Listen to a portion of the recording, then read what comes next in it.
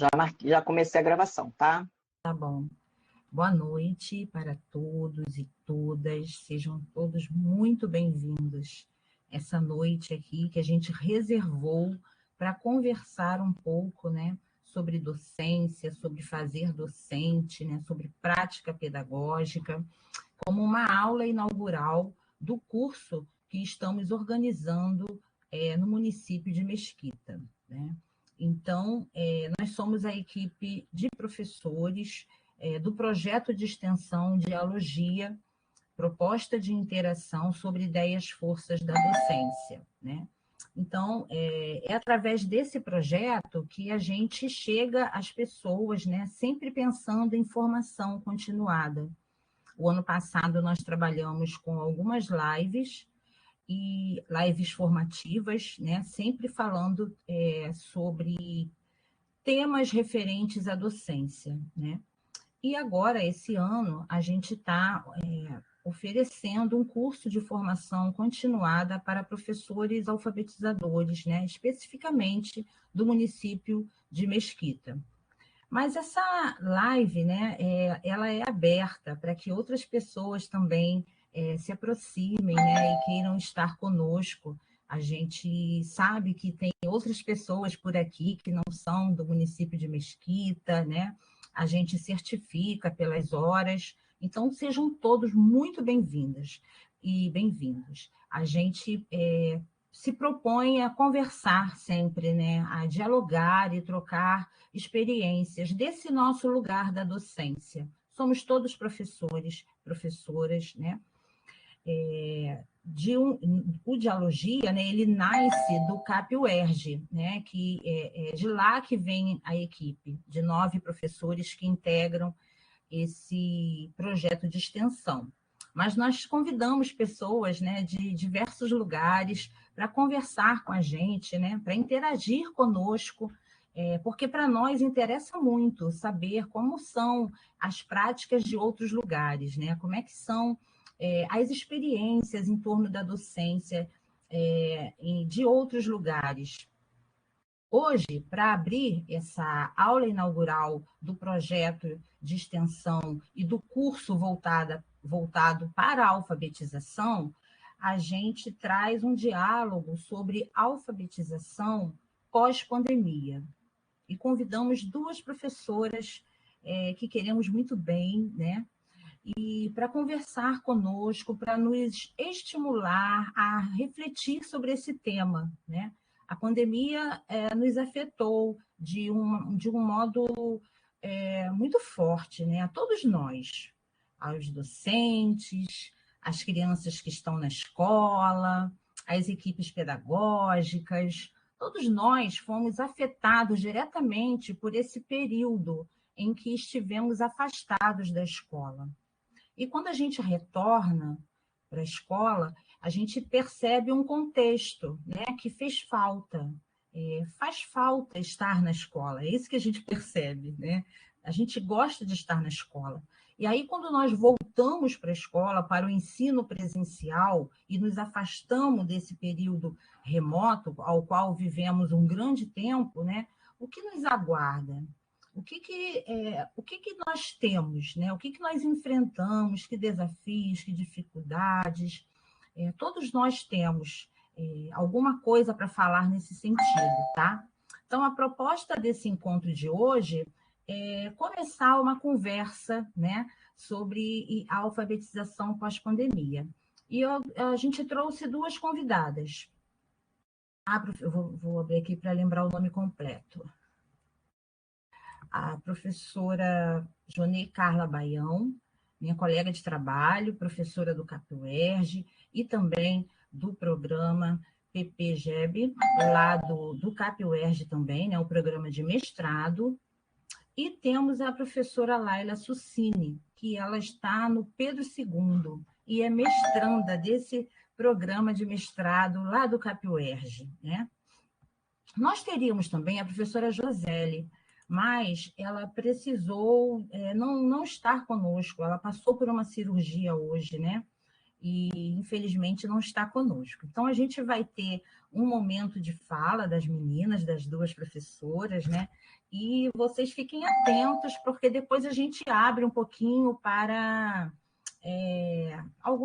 uma conversa mesmo, né? Quem desejar falar, quem tiver perguntas.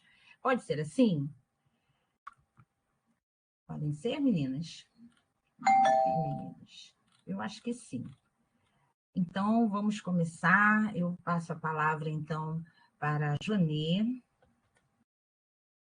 abrir os trabalhos dessa noite. Obrigada, Jonê, pela sua disponibilidade de estar aqui conosco. A gente conversou um pouco durante a semana sobre as demandas, né, que nos atropelam, e a gente trocou poucas palavras sobre hoje. Imagina, né? Trocou só poucas palavras sobre hoje, tamanhas demanda que a gente tinha, né, no nosso fazer mesmo do cotidiano de trabalho, que vai nos atropelando, né? Mas é com muita alegria que eu te recebo aqui conosco, seja bem-vinda, e assim, coração quente e alegre por ter você com a gente. Muito obrigada, desde já. Boa noite, Ana, Laila e a todo mundo que está aqui. A quem conduz esse projeto de extensão brilhante, né? Como a Ana falou, a gente acredita que não dá para fazer nada sozinho, tem sempre muita gente conosco. Ana fala de 9 professoras, todas do CAP, Ana, nesse projeto de extensão? Sim, todas do CAP, entre eles o Luiz. Então, 8 meninas e um... Professoras e professor, e todos do ensino fundamental, né? Sim, todos. Então, eu sou do mesmo departamento que a Ana, e essas 8 professoras e o professor Luiz. E muitas vezes, quando a gente está dentro do nosso ambiente de trabalho, a gente tem pouco tempo para conhecer o trabalho do outro. Então, primeiramente, eu agradeço a oportunidade e o convite de dialogar com os meus pares, de dentro do meu departamento, do meu ambiente de trabalho. Então, eu já estou me dirigindo também aos outros colegas, falando um pouco desse lugar de dentro, em que quantas vezes a gente não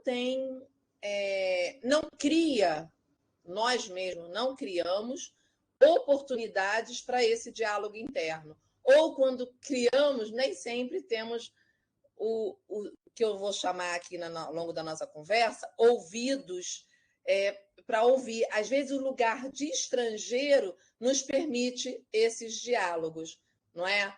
Então, assim, pensar um pouco sobre isso. O quanto a parceria no ambiente de trabalho é importante. A gente tem trabalhado para construir isso. E esse lugar de construir parcerias não é fácil, especialmente para o professor vou falar do ensino fundamental, não só o professor dos anos iniciais, mas o professor dos anos finais do ensino fundamental.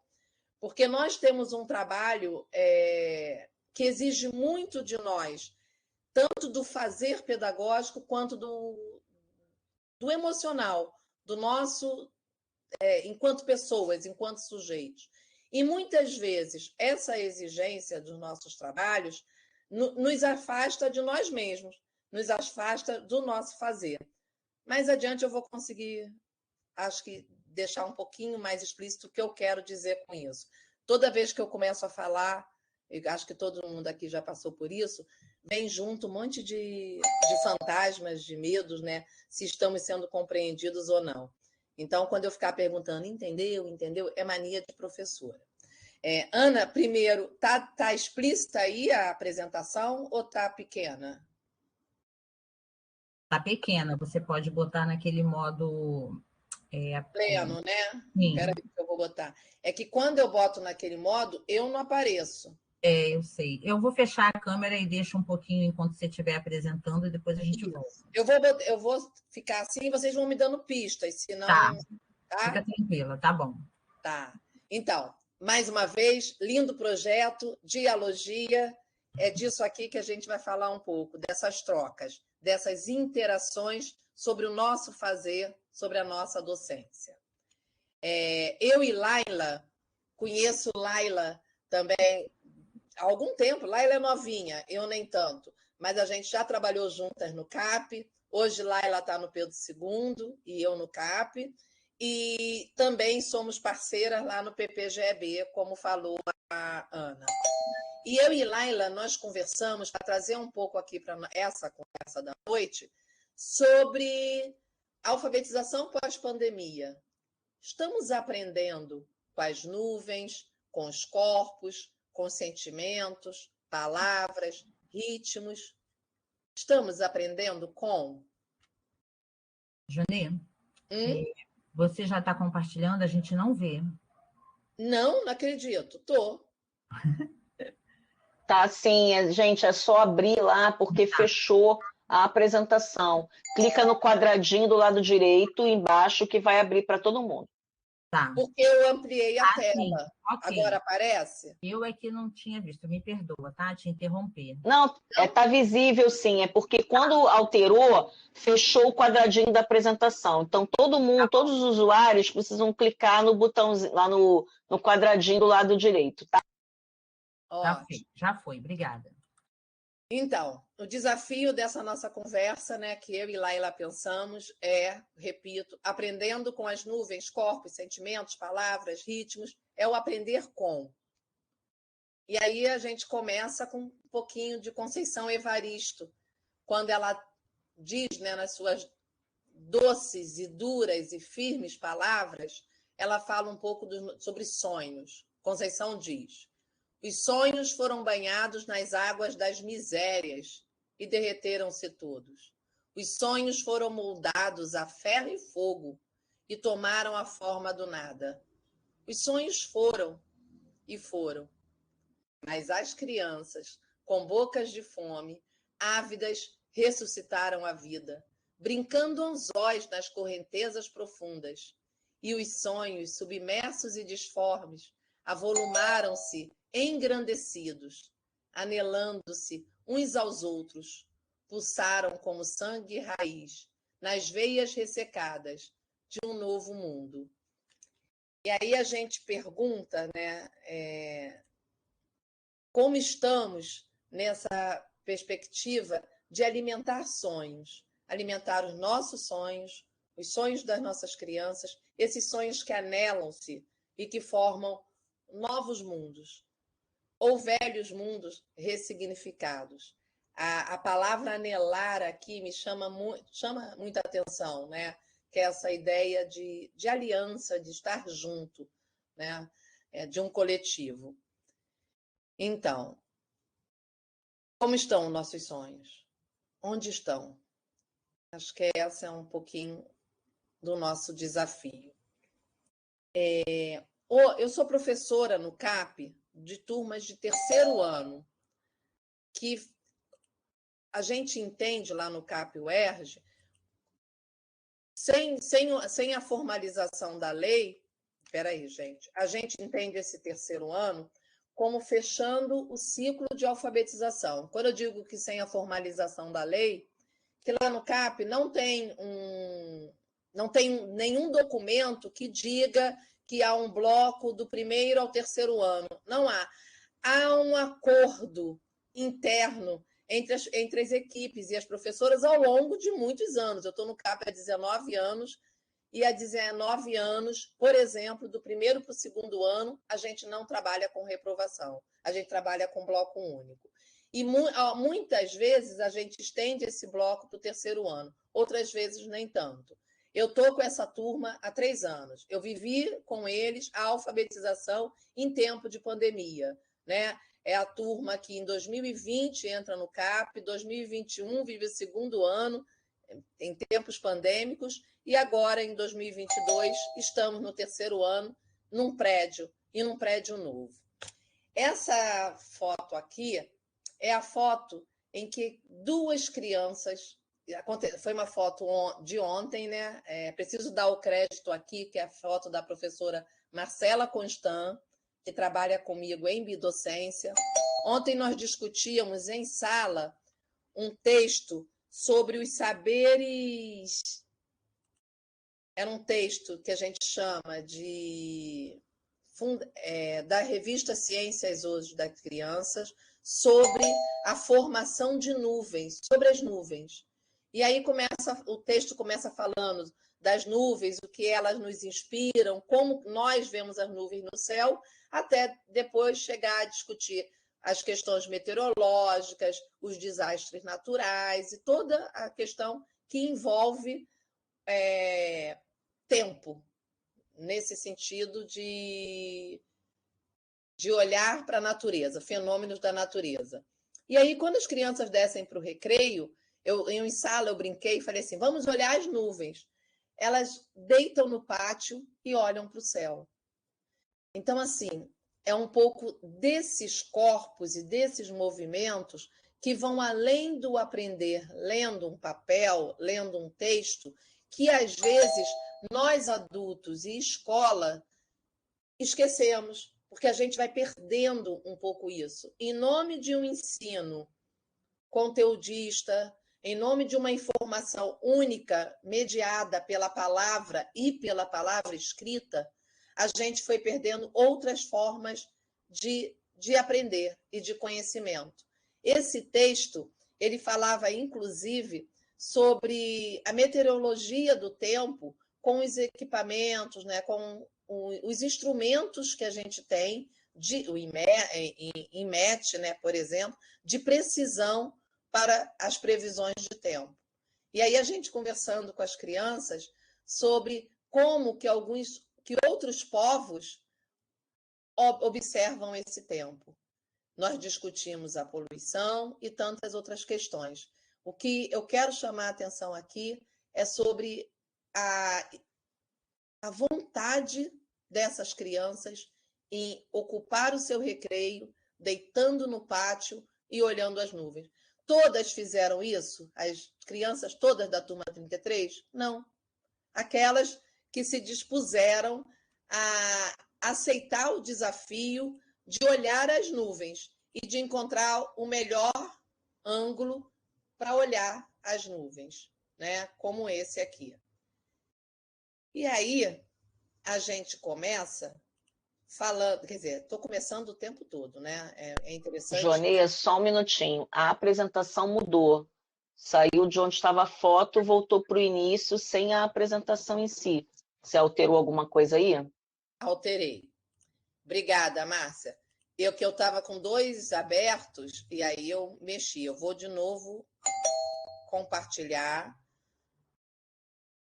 São essas tecnologias, que um dos temas que eu e Laila estamos falando aqui é sobre como a pandemia mudou também o nosso modo de lidar com essas tecnologias. A gente ficou mais experiente, né? Tanto mais experiente que eu estou aqui me atrapalhando.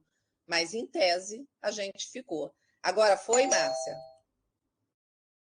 Márcia? Sim, está na tela do diversos. Isso, obrigada, Ana. Tá certinho agora. Obrigada. Então, a gente também tem discutido muito sobre... Quando eu falo a gente, eu estou pensando nós, professores, sendo invadidos por informações que têm nos feito repensar o nosso trabalho, né? Eu estou pressupondo que todos nós estamos fazendo isso. A começar por estarmos agora, 7h25, todo mundo aqui nessa sala. Então, a gente está dedicando o nosso tempo para isso.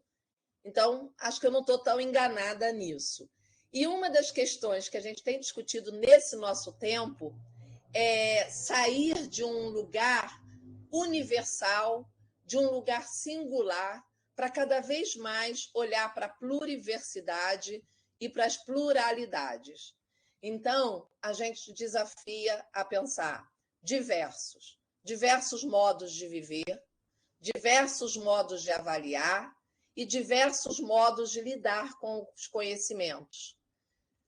É desse lugar que a gente quer pensar uma escola que ainda uniformiza, que ainda busca um único modo de ensinar e um único modo de aprender.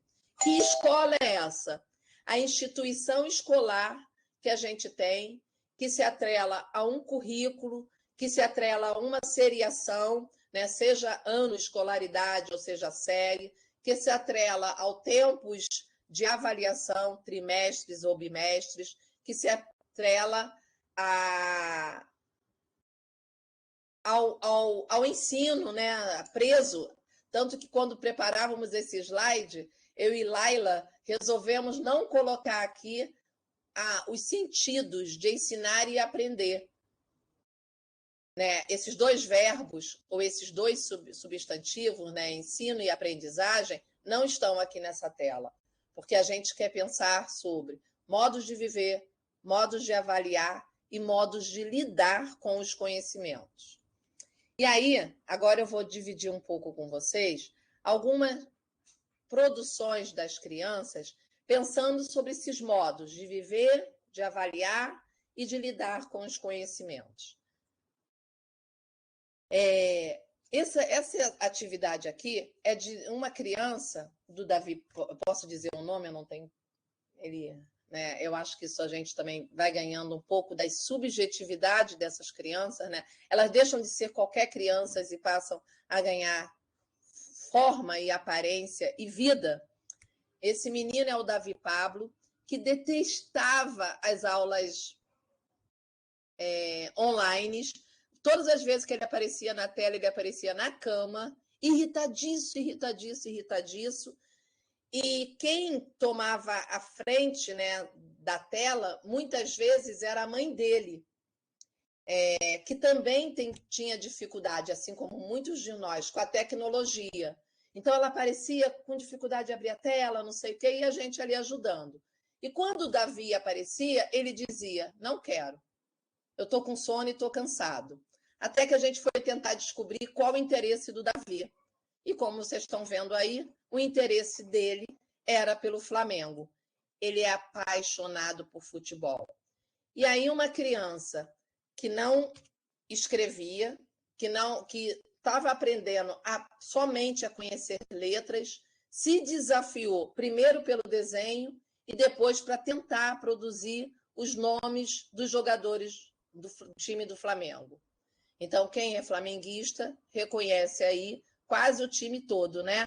Especialmente o Arrascaeta. Davi não escreveu essa lista sozinho. Ele escreveu intermediado com a ajuda das professoras. Mas aqui ele começava a mostrar algum interesse pela relação com as letras, que para ele não estava tendo muito significado.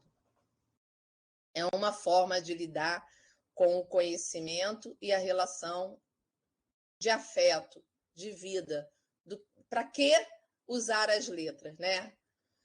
E aí esse outro trabalho aqui está muito bem escrito, está muito bem representado. Eu vou desafiar vocês a me dizerem, quem sabe que gênero jornalístico é ótimo, né? Que gênero é esse texto? Eu dei cola, né? É igual perguntar qual a cor do cavalo branco do Napoleão. É um texto jornalístico. Como é que a gente... Dá licença, amplia de novo, porque esse está... Você tirou de novo do modo apresentação. Muito obrigada, meninas. Muito obrigada por me dizer. É que eu quis aparecer, e para eu aparecer, eu precisei tirar. Foi, agora dá para a gente ler. Jonê, mas a gente vê você, tá? Você não está sumida para a gente, não. A gente está te vendo o tempo todo. Ótimo, Márcia. Meninas e meninos, o que essa criança escreveu aí? Qual é a reportagem dela? 1, 2, 3. Coronavírus. É porque eu não leio, tá? Então me dá cola se alguém escreveu. É o coronavírus. Essa criança, alguns vão dizer assim, mas ela não está alfabetizada, né? Mas olha quanta informação ela sabe. Ela sabe que no texto jornalístico impresso, eu trabalho com linguagem verbal e não verbal. Ela sabe que muitas vezes a linguagem não verbal, a imagem, vem como nuclear. Está ali no centro, eu taco os olhos, né? Taco, e percebo do que quer dizer. E em volta vem as informações. Vou tirar para eu aparecer, para eu ver a expressão de vocês, né? Então, quanta informação a Amanda joga, coloca como conhecimento nesse texto. Também a Amanda era uma aluna, né? Assim, muito altiva, de muito desempenho oral, mas que na hora de escrever, ela não queria mostrar o seu não saber. Ela não queria escrever. Quando que a Amanda se desafiou a escrever? Quando ela revelou para as professoras que ela queria ser jornalista. Aí a gente disse, então escreva uma grande reportagem. Né? Amanda faz esse texto, apresenta para a turma o seu texto, e oralmente ela apresenta com todas as informações que ela colocava lá sobre o coronavírus. Então, assim, quanto conhecimento a Amanda mostra, e que no primeiro momento ela estava no lugar do não saber, do não se desafiar, né? Mais uma vez, os interesses sendo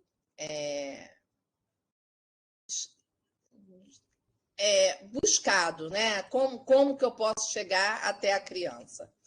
E aí, para fechar um pouco essa parte, eu vou agora falar sobre os diversos modos de lidar com o conhecimento, aqui no singular. Por quê? Eu vou apresentar na próximo slide alguns cadernos já com as crianças em aula pós-pandemia, agora, né, em que nós estávamos fazendo um trabalho voltado para o projeto da Mata Atlântica, no 3º ano, em que nós lemos uma reportagem sobre as tartarugas verdes que saíram de extinção, não estão mais em extinção. Então, nós lemos essa reportagem e as crianças fizeram sínteses. Então, eu vou mostrar primeiro esse caderno. Esse caderno é do aluno Paulo. Aí o Paulo enumera 7 sínteses, tá? Biólogos descobriram que tartarugas não estão em extinção. Preservação de espécies, tartarugas verdes. Não está extinta. Pescar tartaruga é crime. Se você não sabe, matar tartarugas grávidas, você não mata um, e sim 2.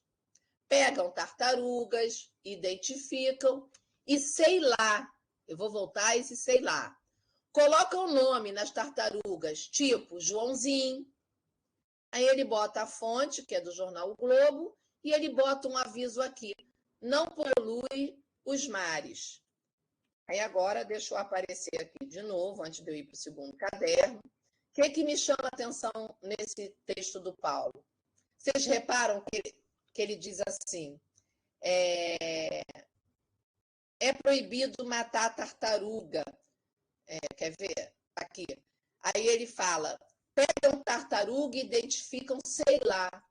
Gente, olha que interessante. Ele faz todo um cuidado em enumerar, mas o Paulo ele tem uma maneira de escrever, ele tem muito humor da maneira como ele fala e como ele lida com conhecimento. Ele pegou a informação que a gente comentou, que como que as pessoas sabem, né? Como os pesquisadores sabem que os animais estão em extinção ou não estão, como acompanha a vida dos animais, identificando os animais de diversas maneiras. Ele diz, pegam as tartarugas e identificam, e sei lá. Esse sei lá aqui mostra o quanto de mais informações tem e que ele deixou aqui incompleto. Depois nós comentamos que o texto também diz de que as tartarugas eram identificadas e recebiam nomes. Aí ele diz, tipo, olha só, tipo, Joãozinho. De novo, o senso de humor do Paulo para lidar com a informação. O Paulo construiu o seu caderno, as informações dessa maneira, enumerando, colocando a fonte e colocando informações aqui ao lado. Outra criança não construiu da mesma maneira. Quando você pega o texto de Maria Eduarda, ela prefere fazer o quê? Ela faz os desenhos e ela diz aqui, ó, a tartaruga verde saiu da extinção e a tartaruga pente entrou na extinção. Vocês viram que Paulo não trouxe essa informação. Quem traz essa informação? O Ministério do Meio Ambiente. E como que eles descobriram isso? Fazendo várias pesquisas. Então, veja, a síntese dessa criança é totalmente diferente da primeira. A terceira criança também faz um desenho e diz, tartaruga verde não está mais em extinção. O Ministério do Meio Ambiente que traz essa informação, né, que estudou. os biólogos cuidam da vida dos animais marítimos e informam para os jornalistas. Porque também foi discutido se é uma notícia de jornal. Quem pesquisou isso? Foram os jornalistas? Não, foram os biólogos. E, por último, um exemplo de caderno, olha como a Isadora lida com a informação. Ela faz um esquema de informação que vem por aqui, que vai por aqui. Vocês estão vendo o meu cursor? Me respondam. Vocês estão vendo o cursor? Sim, dá para ver sim, Jônia. É bem pequenininho, mas dá para ver. Márcia, porque é horrível a gente achar que a gente está vendo e os outros não. Então, aí a Isadora põe a volta das tartarugas verdes. As tartarugas, olha só, a volta, não estão mais em extinção.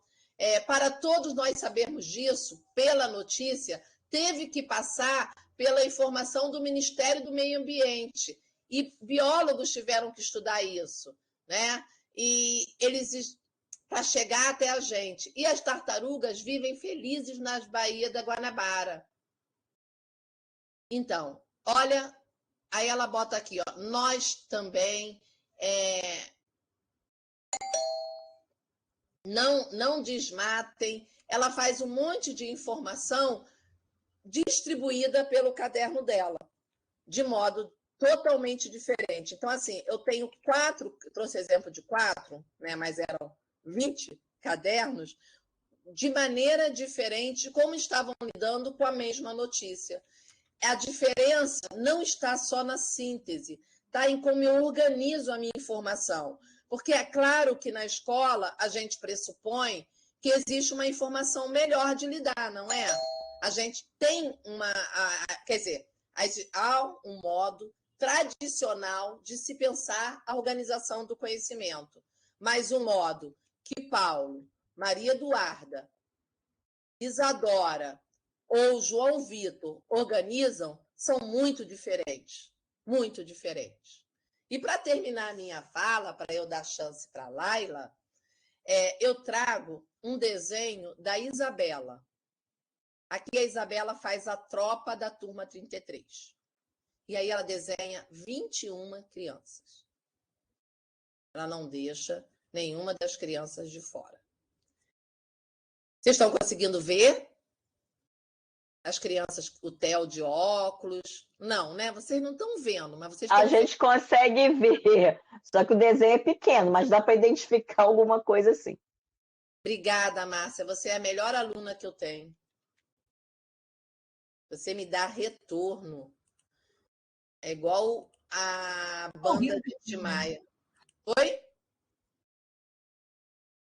Então, eu sou muito participativa, viu? É ótimo, Márcia. É tudo que um professor precisa. Retorno.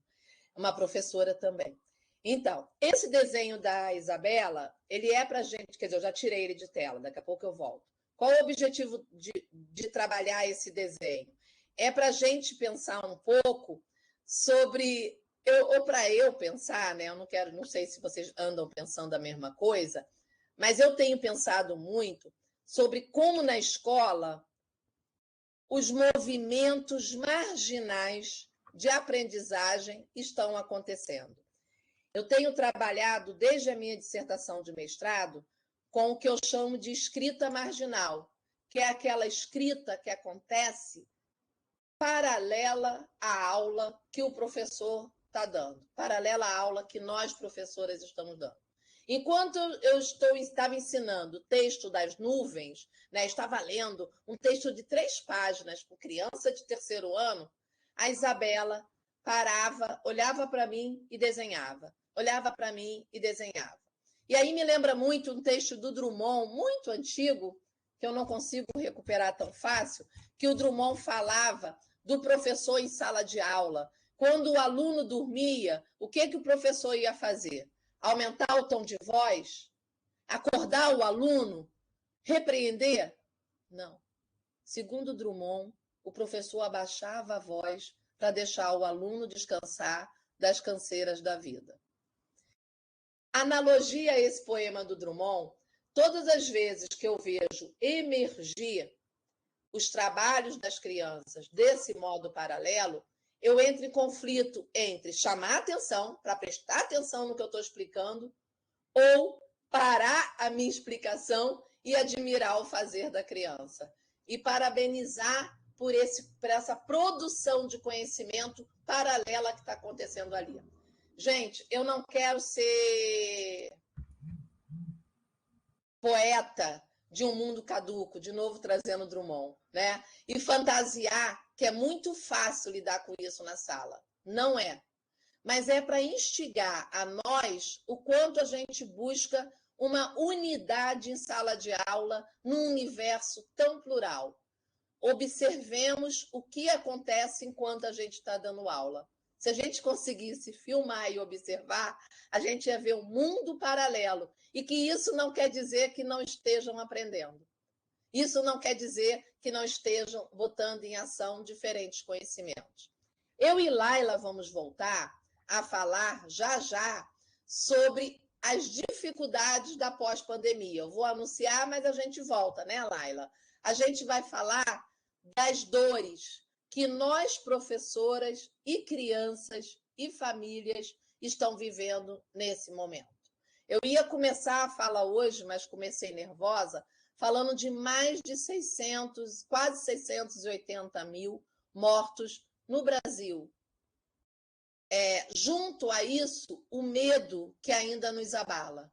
Trabalhar com máscara, ver crianças em fase de alfabetização aprendendo a ler e escrever com máscaras. E na hora do recreio esquece máscara. E volta para a sala, bota a máscara. E chega em casa as dificuldades de uma alfabetização que, se já era difícil alfabetizar na idade certa, entre aspas, antes da pandemia, essa alfabetização na idade certa está mais difícil ainda pós-pandemia. Então, trazendo o tema da noite, que é a alfabetização pós-pandemia, essas atividades que eu mostrei aqui, elas falam de uma escola que está em dor, que está em sofrimento, que está em crise. E essa escola não é o CAP, não é o Pedro II, não é a escola da prefeitura, é a escola, eu ousaria dizer, dos nossos quintais, as escolas todas que estão perto e as que estão mais longe da gente. Então, é esse assunto que a Laila vai puxar e depois a gente volta. Laila, eu te empresto a palavra. Obrigada, Joanê. Boa noite a todas e todos. Primeiramente, agradecer o convite feito pela Ana Lúcia, né, para participar dessa conversa. E é nessa perspectiva mesmo de conversa que eu quero dar continuidade ao que a Joanê já começou falando. E a primeira coisa que me tocou quando a Ana Lúcia me fez esse convite, na verdade foi a Camila, né, uma outra integrante do projeto que fez o convite, quando pensou no pós-pandemia, alfabetizar no pós-pandemia, foi sobre sentir. E Joanê falou, né, que depois desses quase 700 mil pessoas, né, que nós perdemos, né, mediante a pandemia, o que a gente está sentindo, como nós estamos sentindo, como as crianças estão sentindo. E aí eu vou pedir para a Joanê, não sei se ela está lembrando ali, dela passar uma história que eu pretendia ler do livro diretamente, mas o livro ficou na escola. Peço desculpas e ela vai... Mas é o link, tá, Joanê? E seu microfone está desligado.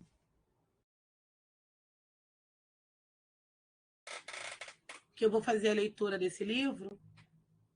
Talvez muitas já conheçam.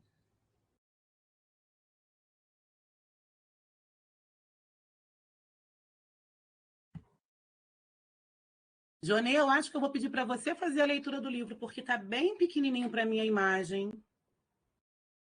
Antes da leitura do livro... Eu vou fazer, Laila. Eu consigo abrir desse tamanho lá. Sim, tá assim, mas dá para ver bem o livro, não consigo ler a história. E eu estou sem o livro aqui.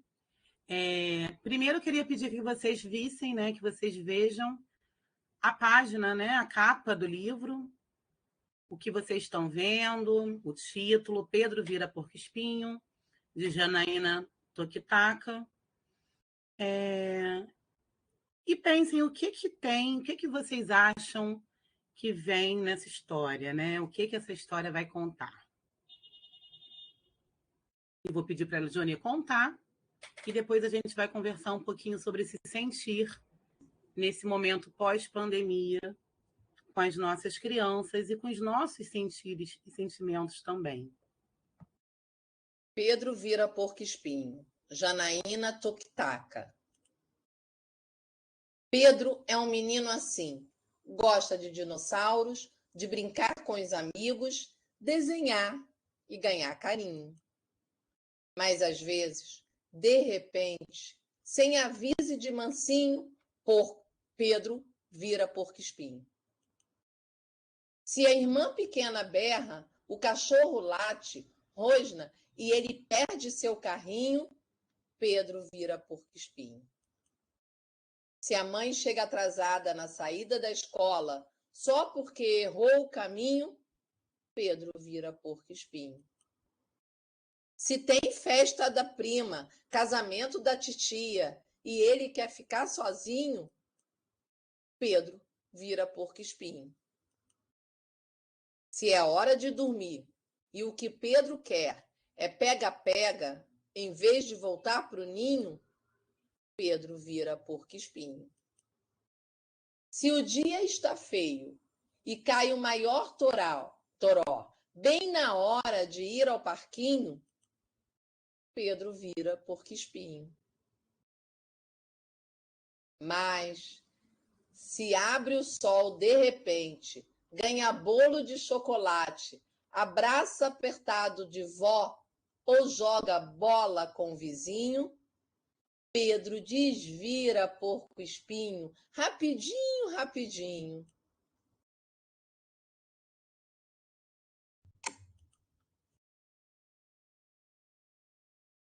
Pois é, Mônica colocou que não pode responder porque conhece o livro. Mas enquanto a Johnny coloca novamente a apresentação, gostaria de trazer novamente, né, essa pergunta, né, do que a gente achava que vinha no livro e o que o livro trouxe para vocês nesse momento que a gente fez a leitura, né? E fazer algumas perguntas. Quando que você vira porco-espinho? O que você faz quando você vira porco-espinho? Nossas crianças viram porcos-espinhos e aí que a gente vai fazer a relação com o pós-pandemia. Porque, como eu falei, né, no início, essa questão do sentir, do sentimento, do lidar com as emoções, foi algo que, para mim, no início do ano letivo, né, de 2022, com uma turma de primeiro ano no Colégio Pedro II, como a Ana Lúcia já havia me apresentado, né, composta por 20 crianças, foi o que mais me tocou no sentido do que eu poderia acolher daquelas crianças nesse momento do pós-pandemia. E queria que vocês falassem um pouquinho sobre essas perguntas. Talvez não agora, a gente pode falar depois, para a gente poder abrir esse diálogo, né, e continuar nessa linha que Jonê começou e eu venho trazendo, tentando trazer essas reflexões, né? Quando começa o ano, e eu começo, né, com essa turma de primeiro ano, com uma equipe que eu até gostaria de agradecer, que tem colegas da equipe que trabalham aqui assistindo com a gente. A gente pensa, né, quais vão ser os nossos princípios diante da condução desse trabalho enquanto equipe, o que a gente quer construir enquanto equipe de primeiro ano nesse momento, né, de pós-pandemia. E a gente não pode perder a reflexão que esse momento é um momento que vem com uma grande intercorrência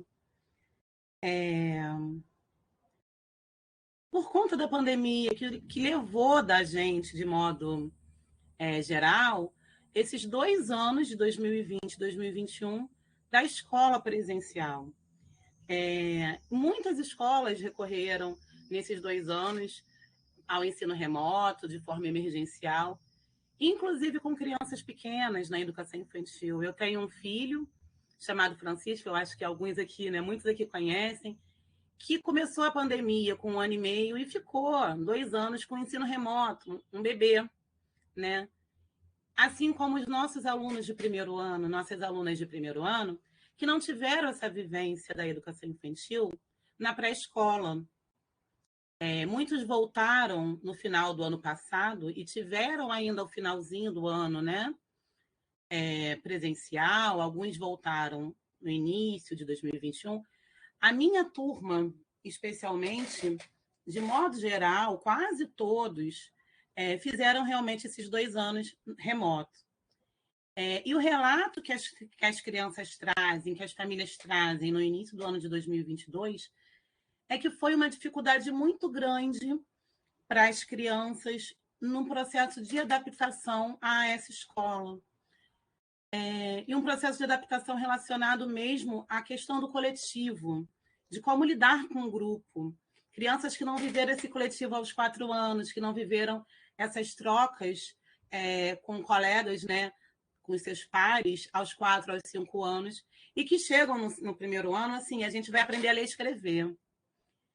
E eu me lembro que uma das perguntas que a gente conversando logo nas primeiras semanas de abril, porque as aulas no Pedro II começaram em abril, eu perguntei por que eles chegaram falando muito, quando é que a gente vai começar a ler e escrever, o que a gente vai começar? E eu perguntei por que vocês querem começar a ler e escrever. E eles falaram logo, né? Porque a gente tem que passar de ano, porque a gente vai fazer prova, porque aqueles conhecimentos e aquilo que elas trazem, que as crianças trazem já, né? Nessa expectativa. E quando começa o ano, nós começamos a observar, e eu falo nós, em relação à minha equipe, né, de trabalho, o quanto a questão das relações, de lidar com a frustração, de lidar com o não, do esperar, do colega, do brincar, como eles queriam brincar e como eles não estavam conseguindo brincar uns com os outros, porque não estavam acostumados a fazer junto. E assim, né, como que isso refletia diretamente, porque como a Joane falou, a gente está lá falando sobre questões que a gente elege como importantes, e enquanto isso eles estão conversando, eles estão brincando, eles estão produzindo seus textos, como o último texto que a Joane colocou. E aí? Eu vou retomar a uma fala que a Joane traz logo no início sobre os diversos modos de avaliar, os diversos modos de viver, e perguntar, mais uma vez, trazer mais uma vez esse questionamento, porque eu e a minha equipe, a gente tem feito muito isso, a gente tem levantado questões entre a gente, né? Nós estamos ouvindo, como a Joane falou também sobre o ouvir, as nossas crianças para lidar com essas questões do pós-pandemia, né? Sobretudo nesse momento, como a gente está trazendo esse tema, né? Da alfabetização. E a Ana Lúcia falou uma coisa também que me chamou a atenção no início, que foi sobre ela encontrar com a Joane diversas vezes essa semana e não conseguirem dialogar. Pode deixar aí mesmo, Joane. E não conseguirem dialogar sobre esse momento por causa de tantas demandas que estão aparecendo na escola, que vão sugando e que não estão nos deixando mesmo termos essas trocas com os nossos pares no nosso cotidiano. E eu compartilho com essa sensação. Eu queria perguntar e trazer essa reflexão para todas e todas, né? Por que essas demandas, eu tenho pelo menos essa sensação, né? Que essas demandas estão cada vez mais aparecendo, cada vez mais fortes nesse nosso cotidiano, né? O que a escola mudou nesse pós-pandemia? Né? Será que a gente está conseguindo ouvir? E eu acho que isso é um ponto crucial para a gente pensar na questão do sentido, que a Janê trouxe um pouquinho, ela perguntou, né? Ela falou sobre uma criança, do para que usar a letra? Então, por que escrever? Para quem escrever? O que escrever? O que faz sentido? E aí, retomando também o que a Jânia falou sobre o corpo, as minhas crianças, lá no início de abril, elas queriam colocar esse corpo em movimento, no espaço da brincadeira. E, assim, dividir com vocês que no campus, né, na unidade que eu trabalho, a gente só tem um pátio, né? Esse aí que está na foto. E é um pátio disputado, porque é um pátio onde acontecem os recreios, onde todas as turmas vão participar, né, das suas atividades quando os professores planejam estar ali. E a gente ousou, nesse momento, ocupar esse espaço e levar as crianças para brincar nesse espaço. Eles queriam brincar. E, a partir daí, percebendo que seria isso que faria sentido para aquele momento, né? Além deles estarem falando que queriam brincar, o tempo todo estavam brincando. E foi o que falou, eles estão brincando, a gente vai fazer o quê?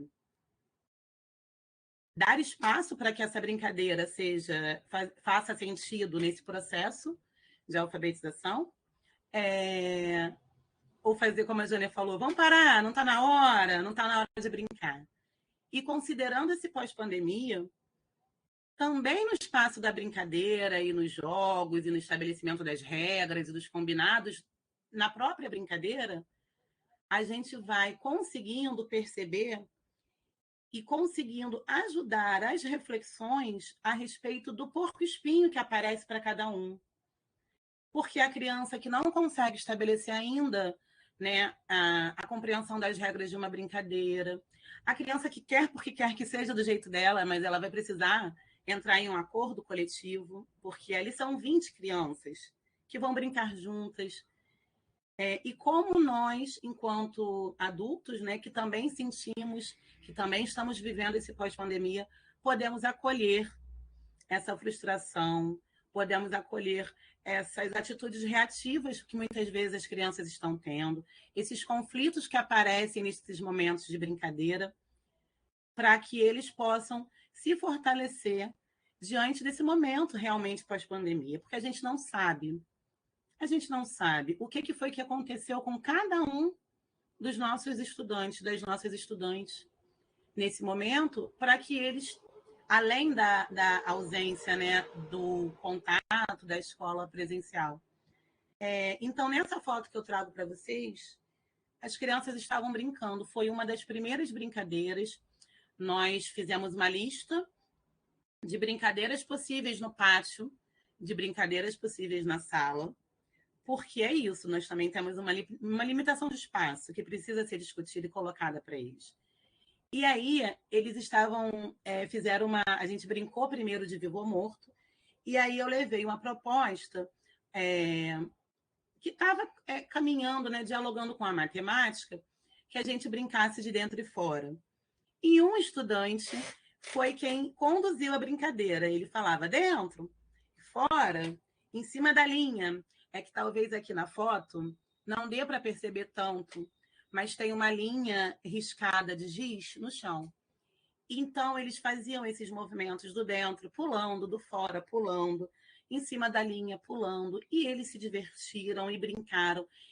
E no próprio pátio, a gente fez uso de prancheta, papel, né? Eles levaram os lápis. Em seguida, eu pedi que eles registrassem aquele momento. E eu acho, talvez esteja clarinha essa segunda imagem, mas eu queria destacar a importância do pedido do registro, que poderia ser desenho, que poderia ser escrita, mas que fizesse sentido para eles, né? E aí eles trazem as escritas de maneira, embora tenha sido intencional por conta, né, da condução da brincadeira, de maneira espontânea, sem uma determinação da escrita, e eles demonstram através da ilustração dentro e fora. E essa segunda imagem foi uma imagem que me chamou muito a atenção quando ela foi feita, porque o estudante que está registrando essa imagem, a família estava com uma dificuldade muito grande em relação ao horário, por conta do deslocamento, e ele chegava atrasado, e ele chegou muito atrasado, ele ficou muito triste, porque ele chegou atrasado e não brincou, ele queria ter brincado. E aí eu falei assim, conversa com seus colegas que já estão escrevendo, pede para eles te ensinarem. Então, eles pegaram a escrita, mostraram para ele, brincaram de novo, fizeram toda a condução da brincadeira e depois ele representou do jeito dele, com um desenho e usando essas setas que eu achei assim fantástico.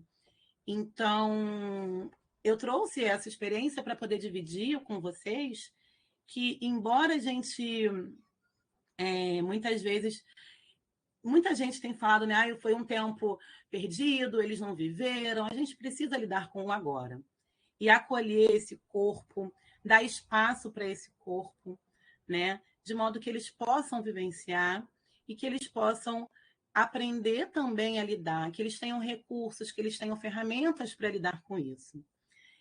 Pode passar, Janê?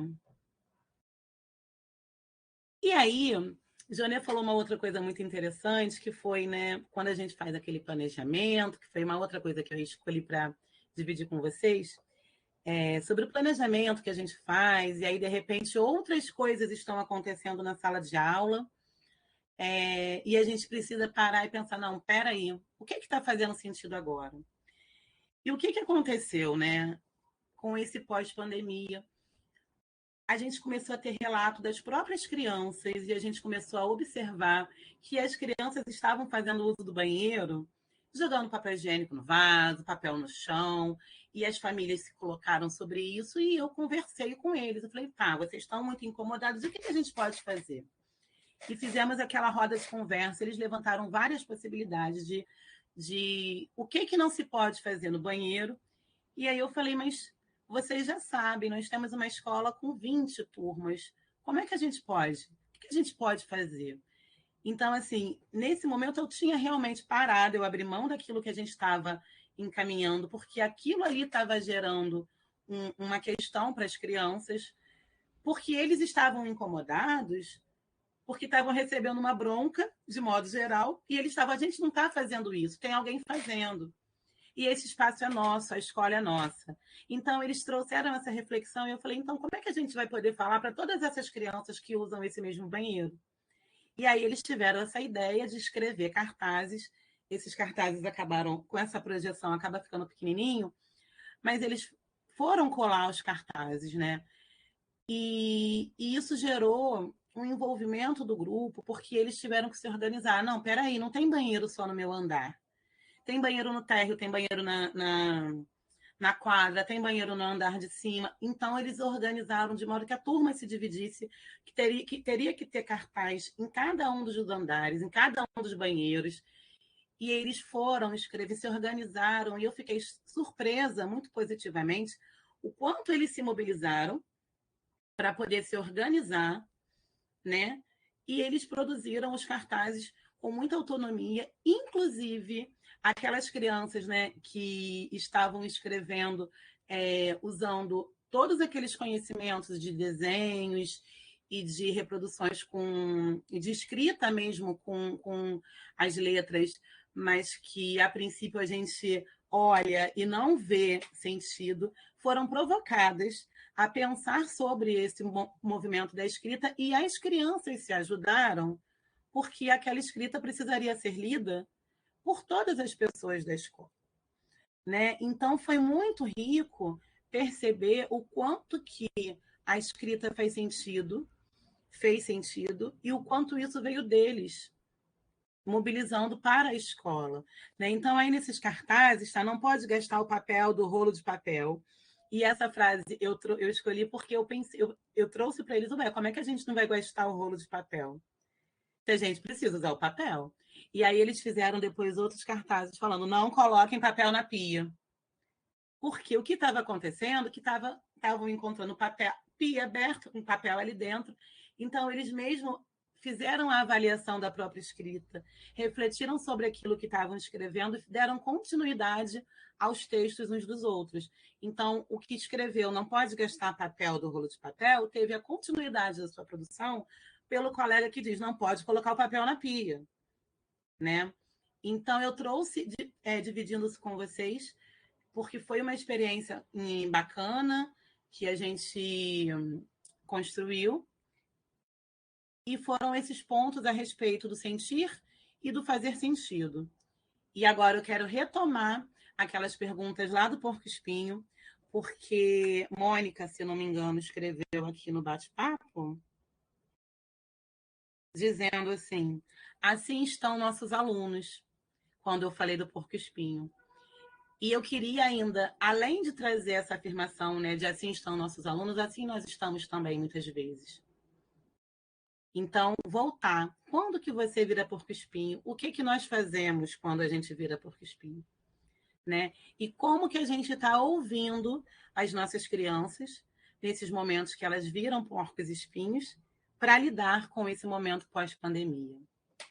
Então, aqui eu queria encerrar esse meu primeiro momento de fala, abrindo para o diálogo e agradecer mais uma vez, né, esse convite. Como a Ana Lúcia disse, né, eu sou professora do Pedro II e sou mestranda no PPGEB, e é uma alegria muito, muito, muito grande dividir essa fala com a Janê, que é minha colega de trabalho, que já trabalhamos juntas e que agora está minha professora, né? Como eu aprendo com essa professora. Obrigada, tá, gente? Então, a gente convida, Ana, a gente convida que a gente possa abrir uma roda pensando um pouco mesmo desses espinhos que estão aí nos nossos corpos, né? E como que a gente consegue desfazer esse porco-espinho, esse corpo-espinho, né, que está em todos nós. Pega, Ana. Peguei. E eu já quero começar a falar, né? Essa semana eu me senti muito porco-espinho e as crianças perceberam, né? Perceberam a minha mudança de atitude, uma alteração na voz, que não é comum, né? Não é comum em mim. Então, quando eu altero, quando eu saio de mim, sai da graça, elas percebem. E essa volta nossa, né? Eu acho que é bom a gente falar aqui, porque os professores de Mesquita, eles tiveram uma realidade diferente. No CapUERJ e no Pedro II, a volta presencial só aconteceu esse ano, né? Então, a gente está com menos tempo de contato físico com as crianças. Deixa eu abrir a câmera aqui. A gente está com menos tempo, né? A gente voltou esse ano a estar com eles presencialmente. Então, nós estamos nos conhecendo. A gente teve muitas crianças que não conheciam seus professores.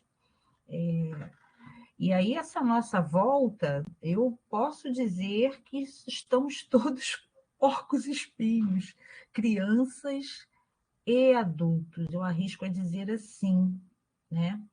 Boni, eu vou buscar o livro na sua sala para ler para as crianças, porque eu acho que a gente vai se identificar, né? Eu acho que eles vão se identificar, porque nesta semana nós tivemos uma conversa sobre como estamos, por que estamos assim, né? Por que vocês acham que essa semana eu estou mais alterada? O que está acontecendo? Era uma semana de avaliação, então a gente parou para conversar, né? Por que estamos assim? E agora a fala de vocês veio assim como uma compreensão, né? Para mim, assim, cai a carapuça, né? De tudo que a gente está vivendo, né? Como somos porcos espinhos e não nos damos conta. Como precisamos ouvir, né, Laila? Como precisamos ouvir. Eu vou parar de falar porque eu acho que essa conversa precisa girar, tá bom? E vou deixar com que mais pessoas falem. É uma conversa, gente, é um diálogo, então quem desejar pode falar, ou se tiverem muitos, a gente faz inscrição para que a gente não se atropele, mas seria muito produtivo que a gente pudesse falar. A Letícia, a bolsista do nosso projeto, colocou aqui um Google Forms, onde vocês podem colocar a presença, principalmente quem precisa de certificado por hoje, né? Por essas horas de hoje. Agora eu passo a palavra.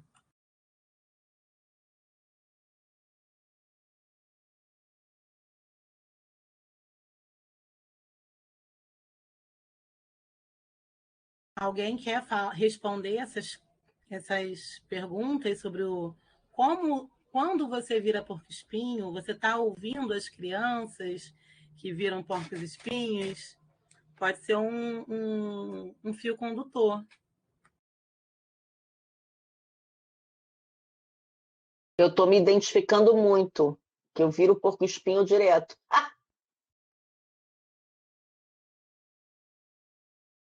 Eu acho, né, Márcia, também, o quanto a gente está...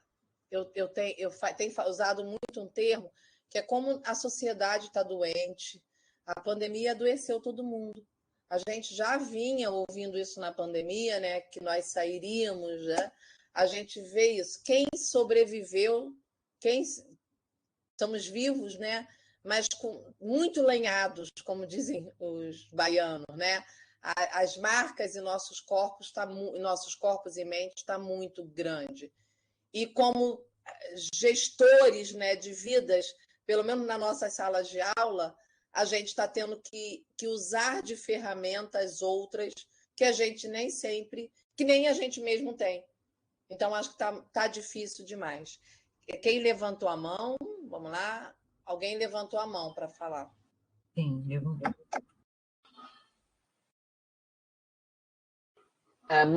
Mônica Santos está com a mão levantada. Então, tá dando para me ouvir? Estamos te ouvindo, sim. Eu estou há 10 anos fora de sala de aula, de um outro lado, vendo toda essa pandemia e aí o retorno. E hoje eu estou com uma turma de primeiro e terceiro ano. E devido... o primeiro nem tanto, mas o terceiro, devido a eles estarem totalmente analfabetizados, porque ficaram 2 anos, né? São alunos carentes, que não têm acesso à internet. Eles vivem virando porcos espinhos. Então, assim, eu voltei agora, em julho, assim, a minha estratégia tem sido essa mesmo, a da avó, que eu tenho a idade de ser avó, eu sou avó, aliás, né?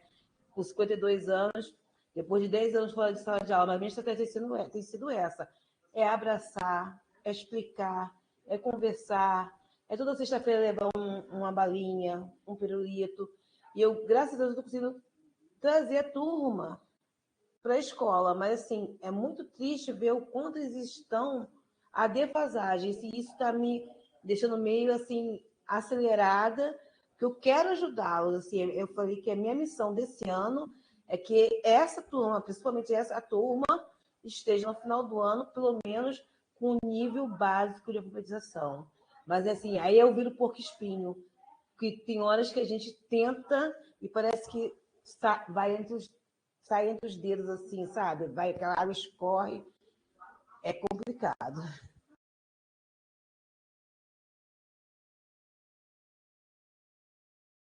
Mônica, tem uma cobrança muito grande que a gente tem que responder mesmo, isso é um fato, nós que somos alfabetizadoras, que a criança tem que sair alfabetizada. A gente tem esse compromisso, antes de mais nada, conosco e com as crianças.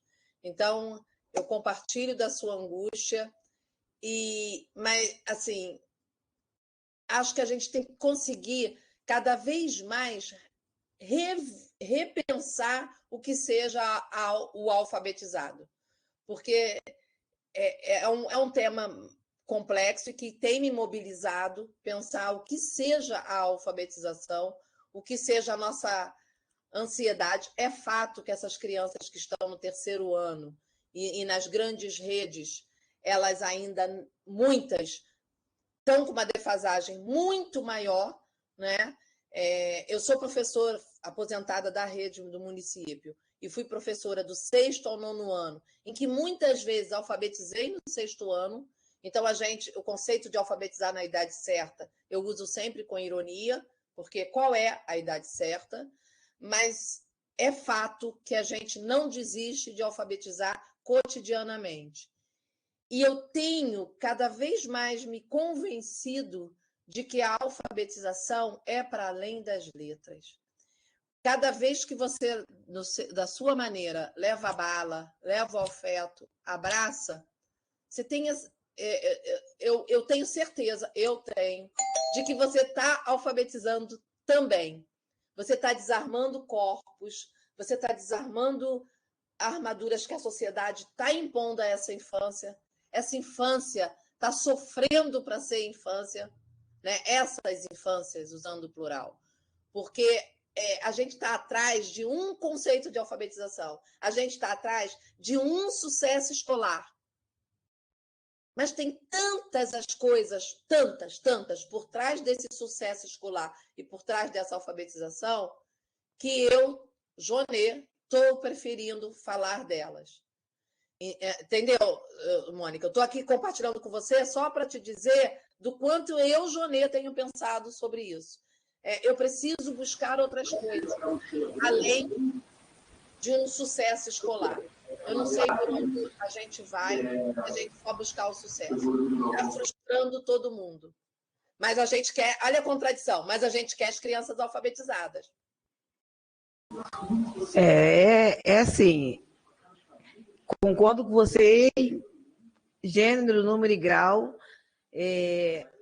só que a gente é cobrado o tempo todo, né? E aí, assim, a gente se cobra, mas também é cobrado. E a gente precisa dar conta disso. Mas a minha esperança, eu tenho esperança ainda. Eu tenho esperança. Vamos ouvir a Júlia Lucena. Oi, boa noite. O que acontece? Eu acho que eu queria levantar a mão primeiro, só que eu não estava com acesso ao microfone, eu estava escrevendo no chat. Eu acho que meio que essa questão da gente virar porco-espinho, a gente meio que se desacostumou a... Não que a gente não já tivesse essa tendência no nosso dia a dia, mas a pandemia nos desacostumou, tanto aos alunos como os professores, a estar no ambiente escolar, a estar na rotina ali de escola, principalmente também até quem trabalha em duas escolas, porque aí você está de manhã com um universo, de tarde no outro universo. Então, assim, estão todos muito desacostumados. E para essas crianças também que estão agora no primeiro ano, antigamente, quando no mundo normal, né, algumas já vinham com alguma dificuldade com coordenação motora, mesmo tendo educação infantil. E estando em casa, isso daí ainda aumentou mais. Então, o primeiro ano está sendo quase que no primeiro semestre você passa mais tempo tentando fazer o trabalho de educação infantil do que conseguindo alfabetizar. E isso acaba sendo um pouco desesperador, né? Porque, poxa, eu não estou conseguindo dar conta de passar os conteúdos, né? De novo a questão da educação conteudista, de passar os conteúdos de primeiro ano. Você está tendo que revisar, perde-se um tempo, né? Revisando o que a criança deveria ter aprendido no ano anterior e não aprendeu, porque estava em casa. Né? E se assim, a gente já estando com um aluno em sala, muitas vezes o dever de casa não volta realizado, me dirá o pai fazer todos os deveres em casa, né? Nossa, Júlia, para te dizer que eu também compartilho dessa angústia, né, de olhar para as crianças e vê-las como elas precisam desse espaço para esses momentos que ficaram. Johnny escreveu uma frase bem bacana aqui, né? Que a infância, o encontro da infância com a infância se desfez na pandemia. Então, a gente está sempre nessa busca de dar conta, como a Márcia falou, mas a conta não fecha, porque a gente precisa dar essa resposta, a gente é cobrada, mas a gente está se olhando. Alguém tinha colocado aqui no chat também do quanto estamos adoecendo. Joania falou do quanto estamos adoecendo. E a gente precisa também olhar para o nosso sentir. Alguém aqui respondendo a questão do porco-espinho falou: eu paro, reflito e recomeço. E as crianças estão sabendo, elas têm essa ferramenta do parar, do refletir, do recomeçar. O quanto a gente precisa parar nesse momento que está tão acelerado, com tantas demandas. o quanto que esse momento de pandemia escancarou essa escola que tantas vezes atropela a gente, atropela as crianças, né? E o quanto a gente precisa ter um olhar para o nosso sentir também. Eu já esperava o quanto que fosse tocar essa questão do porco-espinho, como a gente fosse se identificar, porque a gente vira porco-espinho. E eu não perguntei assim, você vira porco-espinho? Eu já perguntei quando você vira porco-espinho. Porque nós viramos e as crianças também. E nós estamos reencontrando estratégias e ferramentas nesse nosso dia a dia que nós nos desacostumamos, sim. E muitas vezes a gente já quer que a criança se vire. Por quê? A gente precisa correr atrás daquilo lá que está nos cobrando, como a Márcia falou. Então, eu acho que a gente realmente precisa refletir nesse sentir, nesse viés de parar, refletir, recomeçar. E como que a gente pode ensinar as crianças também? E como também nós precisamos, além de ensiná-las, né, aprender com elas. O que que elas estão fazendo para lidar nesses momentos? Porque elas também vão apresentar no seu dia a dia quais as ferramentas que elas estão utilizando. E aí a gente vai, em conjunto, pensando possibilidades, pensando formas de lidar com esse sentir, e como a gente vai desvirar esse porco-espinho, porque o Pedro desvira. Quando que o Pedro desvira? Quando ele está feliz. As crianças estão felizes, nós estamos felizes, né? Por quê? E eu fiz a pergunta, né? No que a escola mudou do antes para o pós-pandemia, e eu queria pedir se a Mônica pudesse, Mônica escreveu no chat, né? Falar um pouquinho sobre o que você escreveu, Mônica, porque faz todo sentido trazer essa reflexão para o diálogo, porque Mônica escreve, né? Que a escola não mudou, a escola continua a mesma. E o que a gente vai fazer diante disso? Por que a pandemia escancarou isso, né? Então, vem falar com a gente, Mônica. Foi provocada. Pois é, né? Boa noite. Provoquei e fui provocada a falar agora. Eu acho, Laila e todos e todas, a Joni mencionou alguma coisa, eu não vou conseguir reproduzir as palavras dela com exatidão, mas quando eu escrevo que a gente, né, vive em instituições escolares engessadas e encasteladas, o que eu penso é que a pandemia nos trouxe uma série de lições, vou chamar de lições, de aprendizados, mas a instituição escolar parece não ter se sensibilizado com o que aconteceu quando a gente coloca de novo as crianças, os adolescentes nos bancos escolares e quer fazer um trabalho como se nada tivesse acontecido, como se esses 2 anos de afastamento de uma vivência, de uma convivência, de uma sociabilidade não tivessem interrompido essa aproximação, essas relações, né? O que eu coloquei depois, hoje, numa atividade, um adolescente falou: eu não queria estar aqui falando de sentimentos, de emoções. Eu queria saber da minha nota de desenho. Né? E como se discutir sentimentos e emoções também não fizesse parte do nosso trabalho docente e do fazer discente. Né? Como é que eu posso não colocar essa temática como uma temática central? Né? Quando você mostra a foto das crianças brincando, quando a Jonê fala do texto sobre as nuvens e a possibilidade de estar num outro espaço, quando fala dos corpos, a gente voltou colocando todo mundo sentadinho de novo, um atrás do outro, que não é o nosso caso, nos anos iniciais, mas nos anos finais, que foi a vivência que eu tive hoje de manhã, um sentado olhando a nuca do outro, sem se falar, sem se reconhecer, com turmas que entraram em 2020, 2021 remotamente, e hoje eu também ouvi, mas eu não conheço parte dos colegas que estão aqui nessa sala, então como é que eu vou estar falando dos meus sentimentos se eu não me sinto à vontade para falar com pessoas que eu mal conheço? Porque a gente retornou em fevereiro para finalizar um ano letivo, iniciou um novo ano letivo em 23 de maio, e a gente, quando eu estou dizendo gente, pessoal, estou falando da instituição, tá?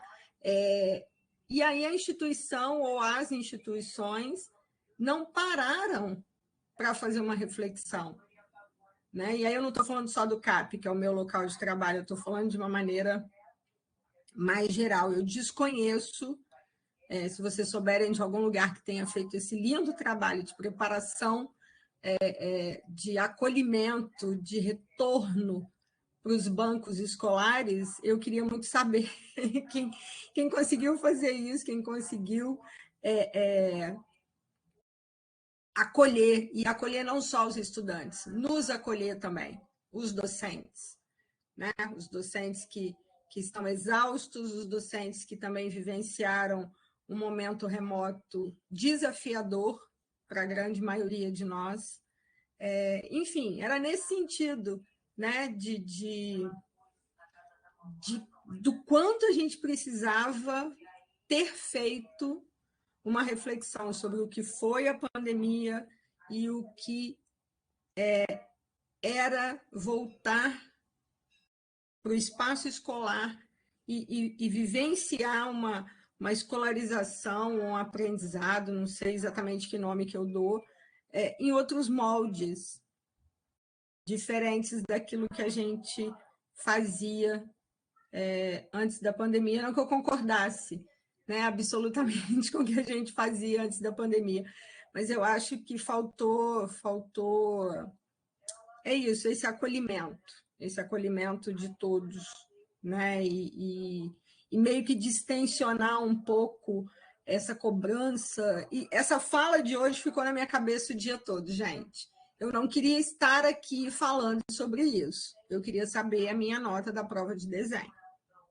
Né? Então, o quanto é duro isso? O que eu quero da escola? É só o conteúdo? Alguém falou aqui, né, do conteúdo, a nota, passar de ano, enfim, era nesse sentido, tá? Não sei se eu consegui expressar o que eu quis passar lá com aquela minha escrita, porque isso está me incomodando muito. Obrigada, gente. Nada. Soraya, boa noite. Peraí. Que legal reencontrar. Opa, Mônica, eu tenho pensado o quanto a gente vai ter que fazer esse trabalho mais uma vez, burlando todas as regras. No miudinho, como diz a professora Rita Frangella, que quando trabalhava com a gente, ela usava muito esse termo, no miudinho. Senão a gente não vai sobreviver. Nós, é por nós. Quando eu penso que são 8h30 e nós estamos aqui em 39, 40 pessoas nessa sala, é porque nós estamos precisando sobreviver. É um grito nosso. Então, nós que estamos em busca de sobrevivência, a gente vai encontrando o que... Eu esqueci o nome do autor, né? Ele fala nas curvas. Eu esqueci o nome dele. As brechas, né? Nas brechas, nas curvas. Sertor fala alguma coisa assim, né? Mas eu quero falar das minhas crianças de terceiro ano, às terças-feiras, que a gente fica de 7 até as 2h30, eu não sei dançar e cantar, como diz uma música, eu não sei dançar e cantar, eu só sei falar. Eu tenho levado músicas de diferentes ritmos e eles dançam na sala, num aperto. Eles vêm para frente e começam a dançar. E começam a querer me ensinar a dançar. Nós já cantamos Mercedes Sosa em espanhol, nós já cantamos As Baleias de Roberto Carlos, nós já cantamos Passaredo, nós já cantamos diversos ritmos. A última música foi Amigo de Emicida, né? Então, assim, eu levo como professora, né, as letras impressas, a gente lê, a gente canta, e aí a gente levanta os corpos e vai dançar. E eles estão prometendo que vão me ensinar a dançar. E aí eles dizem no final, por que você gosta da aula de terça? Eu gosto da aula de terça-feira porque a gente dança. Aí eu penso assim, nossa, se alguém escuta isso nos corredores, vai dizer o quê? Eu não sou professora de música, nem de dança.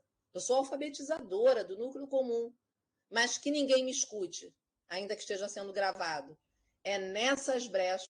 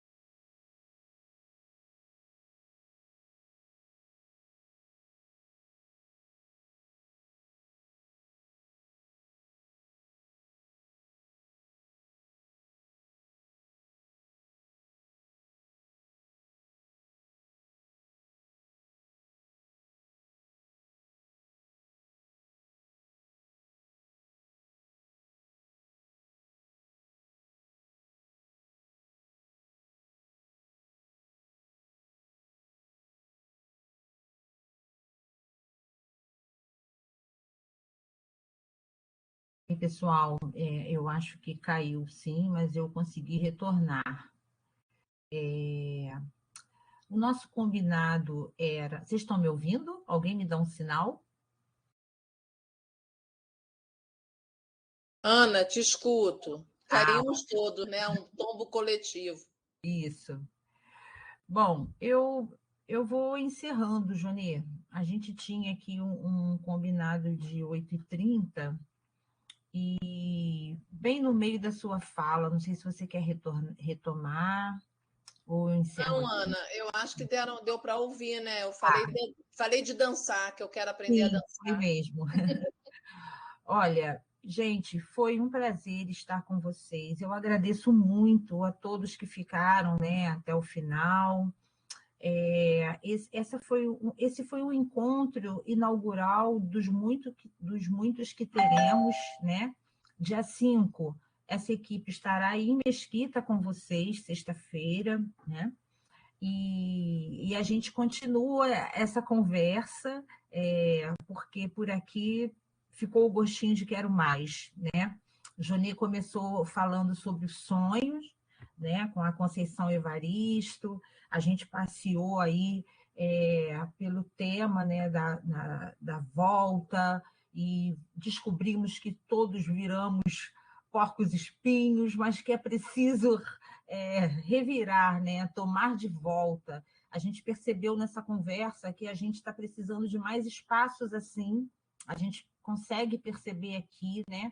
Pela fala da Boni, pela fala da Mônica, que eu agradeço muito a participação dessa noite, e as colegas que se pronunciaram, não vou lembrar os nomes todos, como precisamos falar mais, né, de nós, dos nossos fazeres, compartilhar, né? Porque eu acho que quando a gente fala, a gente fica melhor e a gente vai entendendo e se apoiando. Laila, querida, foi um prazer ter você com a gente. né? Eu vou te chamar mais vezes, porque foi ótimo, uma delícia te ouvir. Junê, minha amiga, a gente vai estar muito mais junto, né? E a gente vai se permitir estar mais junto, com certeza. Vai forçar um espaço, vai forçar um abraço de vez em quando, né? Nos corredores. Queridos, muito obrigada. Eu só vou encerrando pelo avançar da hora mesmo, senão a gente ficaria aqui, né? Um abraço em cada um, em cada uma, e até sexta, lá em Mesquita. E pessoal do CAP, até amanhã. Parabéns, Ana, por esse projeto, por esse trabalho. E parabéns às professoras. Obrigada a todos da equipe que estão aqui com a gente. Nem apresentei. Ai, me perdoa, gente. Eu me atropelei um pouquinho, né? Mas um grande abraço em cada um, cada uma. Até.